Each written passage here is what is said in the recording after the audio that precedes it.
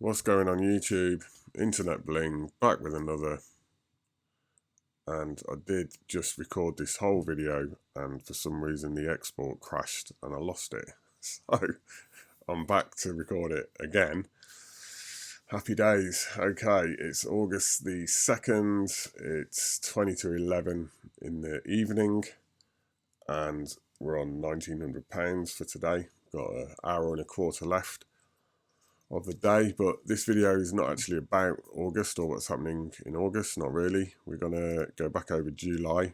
It's been a bit since I made a video. Sorry about that. I've just had crazy amounts of work happening. I've also travelled up north for about a week last month to hang out with the guys up there and work in the warehouse and just be around them and everything. And I am actually gonna move up there for some time towards the end of the year, help them handle Q4 and all the rest of it. So I'm quite looking forward to that. I'll be relocating from the southwest of England to the northwest, so that'll be all right. That'll be exciting. So let's just go and chat about what was happening in July. As you can see, I'm going to move over to my notes in a minute, but we were still low up until the 7th, which is when we just started to scale back up just a little bit again. Let's get back to the notes and talk about July progress. So we finally got the new banking arrangements sorted out. That took a lot of June and the first week of July before that all got worked out and moved over. So we got new payment processors, we got a new Stripe account, and we got a new PayPal account. And I had to almost go back to zero again in a weird way, right? Because before we had Shopify payments through the store here in the UK, and we had a UK PayPal account. We'd already warmed these up, so we kind of got our holds lifted in PayPal, and we're able to push more money through these accounts. Since we moved to new banking in the US, we now have a US Stripe account and a US PayPal account. So we've been put back yet again. We had all this sort of hold up and pullback with ad spend, etc. happening as we got the new banking sorted out. That finally got fixed, and now we're warming up. We're just about out of that point now, towards the end of last month, towards the end of July. But yeah, we've been having to take it easy again in July, just because you can't open these new accounts, all right? You can't open a new Stripe account or a new PayPal account.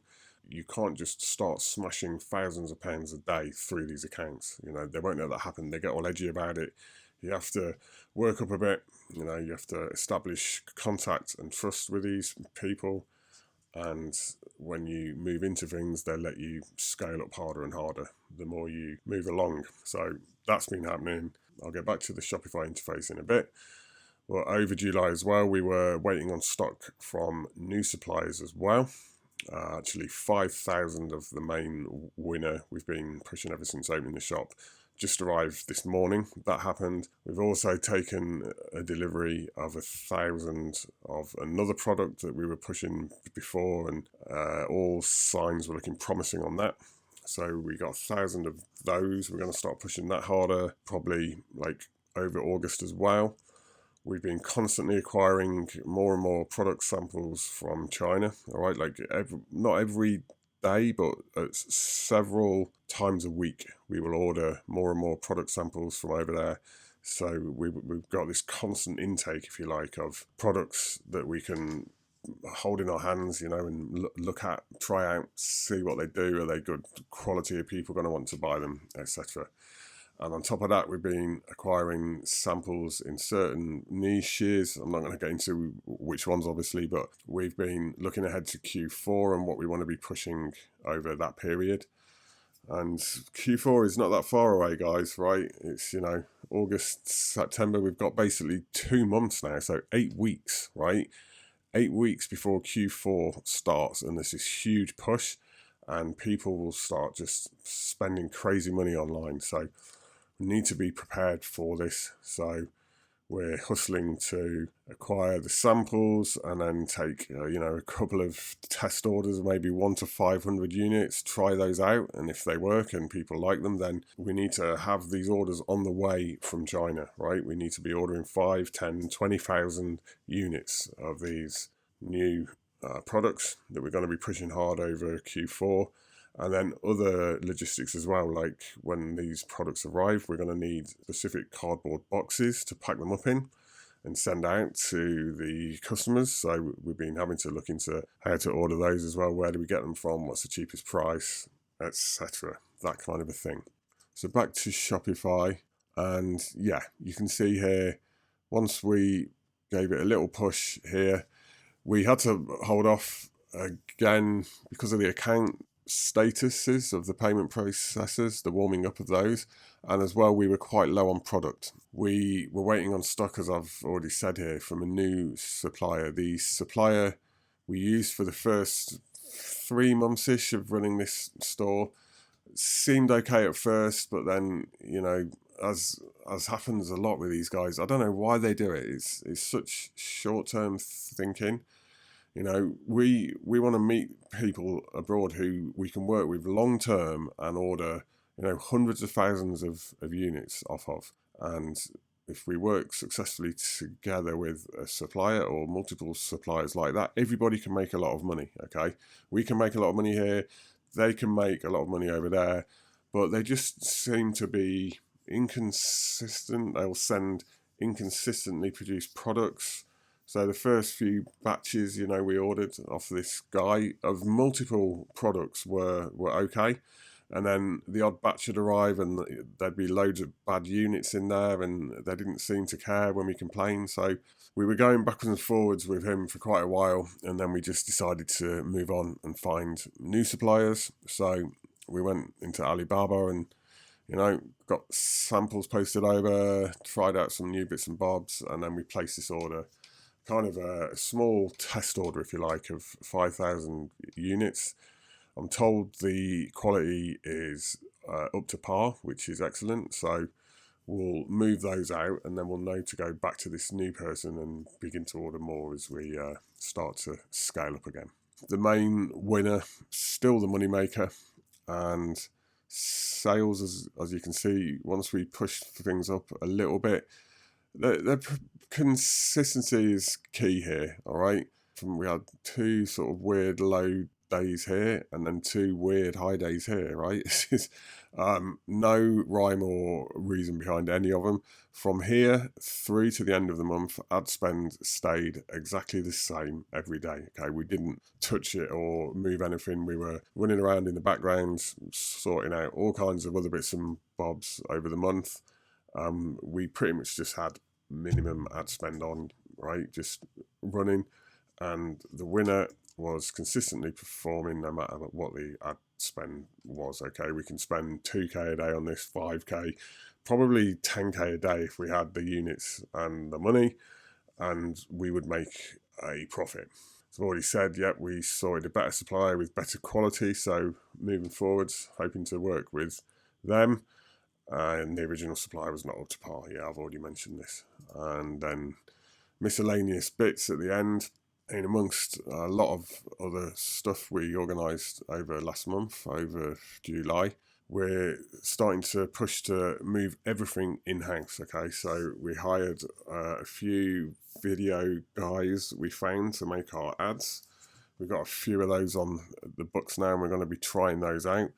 We also hired, I've put here small production company, but that's actually me using words to try and make it sound more impressive. Okay, what that is a couple of video guys and a model, okay, who kind of looks nice and she can kind of present our products in the right way. They've got a little studio cum warehouse type place, right? And we went down there the other week and we're just sort of starting to work with them so we can make our own content, all right, our own videos. And I'm on this big push to convert all the images, even on the store, everything we are putting out there, whether it be images, videos, ads, Instagram, TikTok, YouTube, blah blah blah. I want everything to be produced by us in-house, right? Our own content, which means we don't have to be going through this rigmarole that you tend to go through on Fiverr and places like that, where you put in an order and then it takes 2 to 3 days and then you get your first revision back. You're going backwards and forwards between yourself and people all the time, and it just ends up taking more time. And what we need to do moving forwards is really speed up our whole process from taking on a product to almost having the ads ready before, you know, the boxes of product arrive. We will have wanted to have taken samples of the product, used those to make the ads, have them uploaded, have everything ready to go. The whole process of that needs to be sped up, right? So that's what we've been trying to achieve running around with all of that.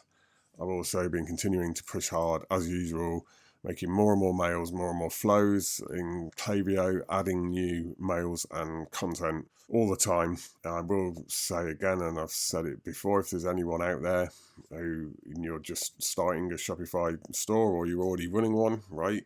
If you're not using Klaviyo, you're insane, okay? You're leaving a lot of money on the table. You can really use this tool. It's extremely powerful. It plugs right into your store. This is not a sponsored post, right? Or like anything. I'm not trying to make any money off of you here. I'm just really saying I use this tool. I've used it on multiple stores now for years, and it never ever makes less money than it costs, right? It always, I mean, right now, it's probably making about 10 to 15 times what we pay for it every month. That's how I'll put it. So yeah, if you've not added Klaviyo to your Shopify store, I strongly advise you do that. Okay, that's all there is to say there. I'm hoping we'll hit 2 grand today, which will be nice, but I'm not sure. Maybe we will, maybe we won't.